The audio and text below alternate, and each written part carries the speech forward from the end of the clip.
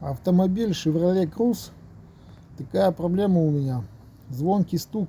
Так вроде едешь в салоне, тишина.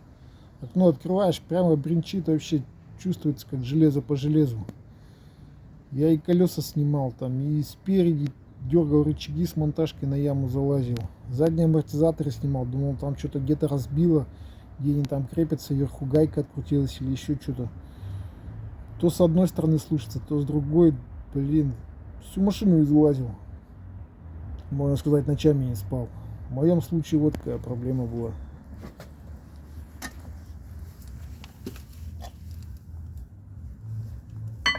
Колодочку я покажу так, наглядно просто. То есть здесь стоят направляйки сверху, снизу. У меня бренчали вот так вот в направляйках. Колодки там гремели. На кочках прямо вообще слышно было хорошо. То есть я их снял. Вот она направляечка.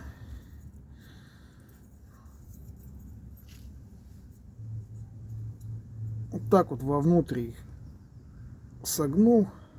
Что верхнюю, что нижнюю. Помазал, поставил. Все, и стук пропал у меня. И вот это уже почти было год назад я делал процедуру. Сейчас просто колеса меняю с лета на зиму. Решил записать видео, мало ли кому полезно будет.